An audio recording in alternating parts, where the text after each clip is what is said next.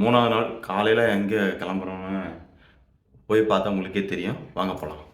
காலையில் வெளியே வந்தோடனே கேரளாவில் எப்போ மழை பெய்யுதுனே தெரியாது. ஆனால் கிளைமேட் ரொம்ப நல்லாயிருக்கு. காலையில் நாங்கள் வந்து போட்டிங் போகலான்னு கிளம்பிட்டோம். ஆனால் போகிற வழியில் நல்லா மழை, அடி பைக்லேயே மலையிலேயே நனைஞ்சிட்டே போயிட்டு இருந்தோம். ஸோ காப்பில் பீச் வழியே தான் போனோம். ஸோ நைட்டில் ஈவினிங்கில் பார்த்தத விட மார்னிங் அந்த அப்படியே அந்த சூரிய உதயம் அந்த இது வரும்போது பார்க்கும்போது பீச் ரொம்பவே அழகாக இருந்துச்சு. ஸோ நீங்கள் காப்பில் பீச் வழியாக தான் வந்து அந்த கயாக்கிங் போகிற ஸ்பாட் அங்கே தான் இருக்குது. மாங்கூர் ஸ்பாட் அந்த பக்கம் தான் இருக்குது. ஸோ இதுதான் அந்த காப்பில் பீச்சு. இந்த பக்கம் ஏரி இருக்குது. அந்த லாஸ்ட்டில் தெரியுறது கடல். ஸோ இடையில பார்த்தீங்கன்னா இடையில நீங்கள் போய் நடந்து போய் பார்க்கக்கூடிய அந்த இடம் இருக்குது. இந்த பக்கம் ஏரி, அந்த பக்கம் ட்ரெயின் ட்ராக்லாம் இருக்குது. ஸோ ரொம்ப சூப்பரான பிளேஸ். உங்கள் பகலில் பார்த்தா நல்லா வியூ தெரியும்னு நினைக்கிறேன். ஸோ அதனால தான் இப்போ தான் காட்டுறேன். இந்த காப்பில் பீச்சுடைய அலை வேறு லெவலுங்க. இந்த அலை தாங்க வந்து இந்த இடத்தோடைய வந்து ஸ்பெஷாலிட்டியை சூப்பராக இருக்குது. இந்த அலைக்காகவே இந்த இடத்துக்கு வந்து நீங்கள் பார்க்கணும். மறந்துடாதீங்க. Kappil beach must watch place. So நாங்கள் போயிட்டு இருக்கும்போது நல்ல மழை பெய்ய ஆரம்பிச்சிருச்சு. நாங்கள் அப்படியே ஒரு பெட்ரோல் பங்கில் வண்டியை போட்டு அப்படியே நின்று வெயிட் பண்ணிகிட்டே இருந்தோம். நல்ல குளிர். நாங்கள் போட்டு வந்த அந்த நைட் ட்ரெஸ்ஸு அந்த ட்ராக் எல்லாமே பயங்கரமாக நனைஞ்சிருச்சு. பார்த்தீங்கன்னா தெரியுதா எல்லாரும்? இன்னும் நாய் ஓடுது பின்னாடி. அங்கே கயாக்கிங் அது பண்ண தான் வந்திருக்கோம். ஸோ அது அந்த போட்டில் வந்து நம்மளே செல்ஃபை வந்து போட் பண்ணிட்டு போகிறதுக்கு தான். ஸோ இங்கே ஸ்பாட்டுக்கு வந்தாச்சு. ஸோ மாங்கூர் ஸ்பாட் அவங்க தான் வந்து எங்களுக்கு வந்து அஃபோர்டபுள் ப்ரைஸில் 2 பேர் போட் பண்ணுற மாதிரி கேட்டிருந்தோம். ஸோ அவங்களுக்கு ரொம்ப பயமாக இருக்குது, அதனால் தனியாக வேணாம் அப்படின்னு சொன்ன அப்புறம் கொஞ்சம் அஃபோர்டபுள் ப்ரைஸில் கொஞ்சம் வந்து பேசி ஒரு ப்ரைஸில் வந்து ஓகே பண்ணி வச்சுருக்கோம். நல்லாயிருக்கு. ஓகேவா? உங்களுக்கு அந்த நம்பர்லாம் வந்து நான் டிஸ்கிரிப்ஷனில் போடுறேன். மறந்துடாமல் எல்லாருமே வந்து யூஸ் பண்ணிக்கிங்க. ஸோ மழை பெஞ்சிட்டு இருந்தனால எங்களுக்கு வந்து கொஞ்சம் லேட்டாக தான் கையாங்கி ப்ராக்டிஸ் கொடுத்தாங்க. ஸோ இந்த பையன் தான் வந்து எங்களை வந்து கூப்பிட்டு போகக்கூடிய அந்த கைடு. ஸோ இவர் எங்கள் பின்னாடியே வருவார். ஸோ முன்னாடியே வந்து நமக்கு அந்த ஸ்டிக்கு கையில் கொடுத்துட்டு எப்படி பிடிக்கணும், எப்படி நீங்கள் வந்து அது ஸ்வைப் பண்ணணும், ஃப்ரண்ட்டில் எப்படி நீங்கள் ஸ்வைப் பண்ணணும், பேக்கில் எப்படி ஸ்வைப் பண்ணணும், இப்படி பண்ணிங்கன்னா ரைட்டில் பண்ணிங்கன்னா லெஃப்ட்டில் போகணும்லாம் சொன்னாங்க. ஸோ மழை வந்துக்கிட்டே இருந்துச்சு. ஸோ அதெல்லாம் பொருட்படுத்தாமல் நாங்களெல்லாம் ப்ராக்டிஸ் கற்றுக்கிட்டே இருந்தோம். ஸோ ஃபைனலி நாங்கள் வந்து கயாக்கிங் தனியாக வந்து நாங்கள் கப்புள்ஸாக வந்து பண்ண ஆரம்பிச்சோம்.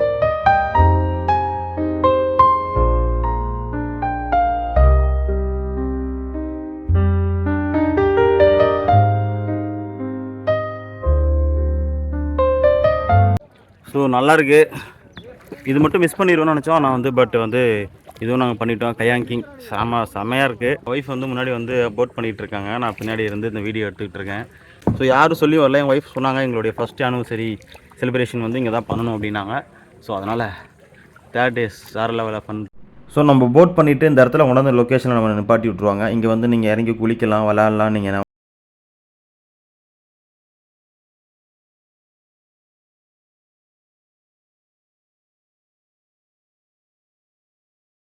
சூப்பராக இருக்குது. வர்க்கலாவில் இருக்கக்கூடிய இந்த மாங்கூர் ஸ்பாட்டில் வந்து எங்களுக்கு வந்து வேறு லெவலில் அந்த எக்ஸ்பீரியன்ஸ் இருந்துச்சு. ஸோ இந்த ஃபாரஸ்ட்டுக்குள்ளே நாங்கள் இப்போ தான் வந்தோம்.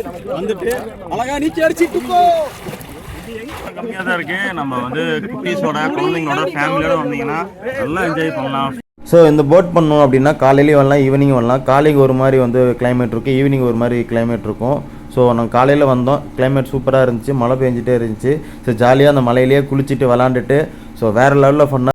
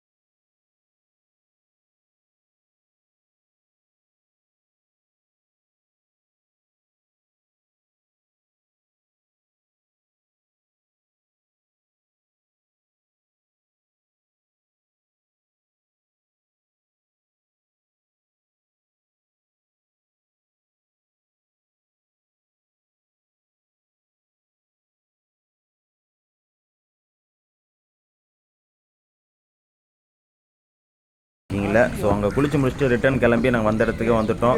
ஸோ இங்கேருந்து கிளம்பி நாங்கள் அடுத்து போன இடம் தான் 3ஆவது நாள் வந்து இந்த கிளிஃபு வந்து நீங்கள் பகலில் பார்த்தது இல்லை. ஸோ ஃபஸ்ட் டைமாக நாங்களே வந்து பகலில் போகிறோம்.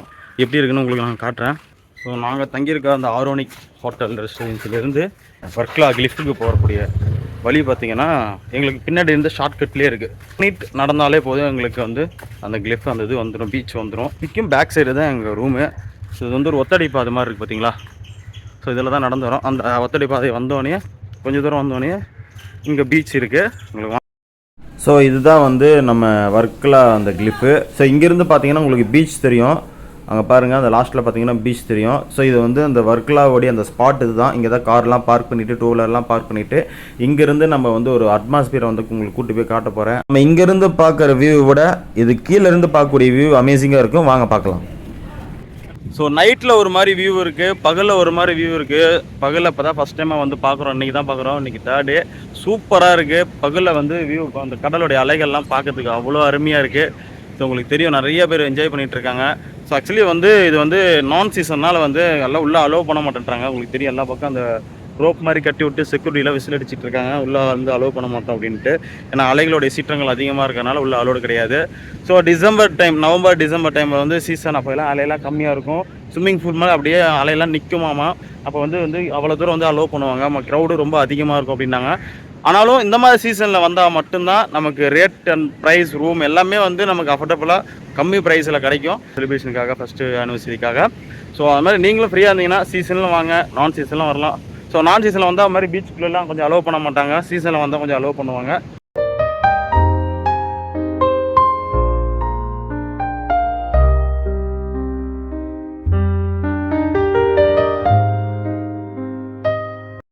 ஸோ இங்கேருந்து பார்த்தீங்கன்னா நம்ம அந்த கிளிஃபோடைய அந்த வியூ இங்கேருந்து பார்த்தா சூப்பராகவே தெரியும். ஸோ நம்ம அங்கெல்லாம் நடந்து போய் பார்க்கக்கூடிய இடம். ஸோ வந்து இப்போ சீசன் அல்லாதனால உள்ளே அலோவ் பண்ணுறதில்ல. அந்த நமக்கு வந்து ஒரு கயிறு கட்டி கார்டு இங்கே இருக்காங்க, உள்ளே யார் போகிறான்னு சொல்லிட்டு அதை தாண்டி ஒரு சில பேர் உள்ளே போயிட்டு அந்த பரிகாரெல்லாம் பண்ணி குளிச்சுட்டு வந்துட்டு இருந்தாங்க. மனுஷனு கூட அலோடு கிடையாதுன்ட்டாங்க. பட் அந்த டாக் வந்து எவ்வளோ வந்து பயங்கரமாக என்ஜாய் பண்ணிகிட்டு இருக்கு பாருங்கள். சூப்பராக என்ஜாய் பண்ணிகிட்டு இருக்குல்ல. நடந்து போயிட்டு இருக்காப்புல. இப்போ அவன் டயர்ட் ஆகிட்டான்னு நினைக்கிறேன்.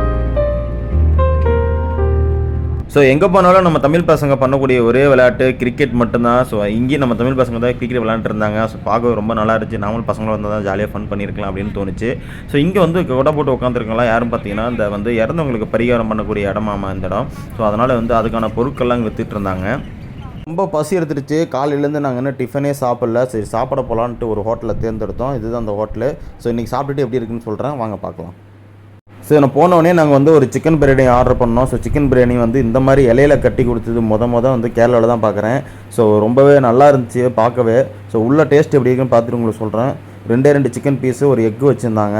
ஸோ அதுக்கப்புறம் வந்து என்னுடைய மிஸ்ஸஸ் வந்து அவங்களுக்கு வந்து ஒரு மீல்ஸ் வேணும் அப்படின்னாங்க. ஸோ அந்த மீல்ஸ் ஆர்டர் பண்ணியாச்சு. ஸோ சிக்கன் பிரியாணி மீல்ஸு வந்து சாப்பிட்டுட்டு எப்படி இருக்குன்னு நான் சொல்கிறோம். ஸோ மீல்ஸில் வந்து பார்த்திங்கன்னா நிறைய வெரைட்டி ஆஃப் இது வச்சுருந்தாங்க. ஒரு 15 வகையான ஒரு சட்னி, பொரியல், அப்பளம், பாயாசம் எல்லாமே இருந்துச்சு. டேஸ்ட்டு மட்டும் எப்படி இருக்குன்னு சாப்பிட்டு பார்த்துட்டு சொல்கிறோம்.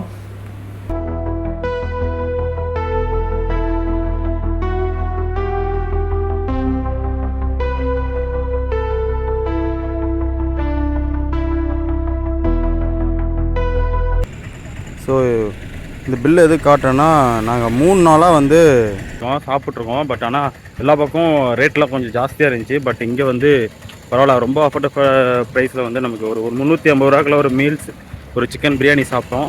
ஸோ நான்வெஜ் மீல்ஸு, ஃபிஷ் குழம்பு, மோர் குழம்பு, ரசம், அது இது நிறைய கொடுத்தா ஒரு 15 ஐட்டம் கிடச்சிச்சு. அதேமாதிரி பிரியாணியும் நல்லா சூப்பராக இருந்துச்சு. நாங்கள் சட்னி தான் சாப்பிட்டோம். ஸோ வயிறு ரொம்பவே ஃபுல்லாகிடுச்சு. 350 ரூபாய்க்கு வந்து சூப்பராக இருக்குது. ஸோ அந்த ஹோட்டல் உங்களுக்கு வந்து நான் காட்டுறேன் பாருங்கள்.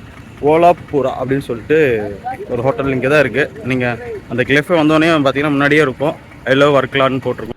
ஸோ பீச்சை முடிச்சுட்டு இந்த பக்கம் வந்து அந்த கடைவீதிக்கு வந்தோம். ஸோ கடைவீதி பகலில் பார்க்கும்போது வெறிச்சோடின்னு இருந்துச்சு, யாருமே இல்லை. ஏன்னா ஈவினிங் 6 மணிக்கு மேலே தான் வந்து இந்த பக்கம் லைட்லாம் போட்டு பார்க்கவே ரொம்ப நல்லாயிருக்கும். ஸோ டின்னர் சாப்பிட்றதுக்காக நிறைய பேர், ட்ரிங்க்ஸ் பண்ணுறதுக்காக நிறைய பேர் கப்பல்ஸோடு வருவாங்க. ஸோ இங்கேருந்து நாங்கள் அதெல்லாம் பார்த்துட்டு இருந்தோம். ஸோ உள்ளே போய் கடல் வியூவெல்லாம் எப்படி இருக்குன்னு சொல்லிட்டு பகலில் உள்ளே போய் பார்த்தோம். உண்மையாகவே நல்லா இருந்துச்சு. நீங்களும் அந்த சவுண்டெல்லாம் பார்த்து அந்த வியூவெல்லாம் பார்த்தீங்கன்னா உங்களுக்கே புரியும்னு நினைக்கிறேன்.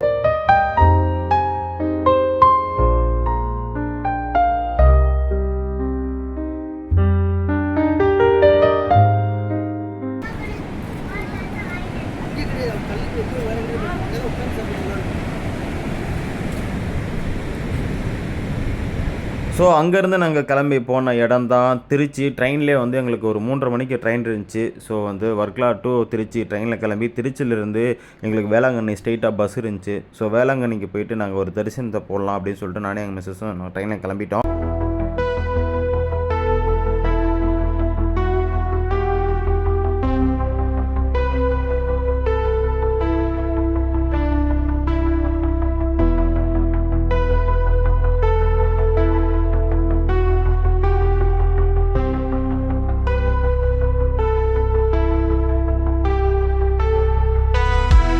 ஸோ நாங்கள் போன அன்றைக்கி சண்டே அப்படின்னால வந்து நல்ல க்ரௌடு இருந்துச்சு. எல்லா ஊர்லேருந்து வந்து எல்லாருமே வந்து அந்த கேண்டில்லாம் ஏற்றி வந்து எல்லாருமே வேண்டுதல் வச்சுட்டு இருந்தாங்க. ஸோ நாங்களும் வந்து ஒரு கேண்டில் வாங்கி நாங்களும் வேண்டுதல் பண்ணிவிட்டு அங்கேருந்து நாங்கள் போன இடம் தான் பீச்சு. ஸோ நான் சொன்ன ஒரு சம்பவம் சொன்னேன்ல, அந்த சம்பவத்தை மட்டும்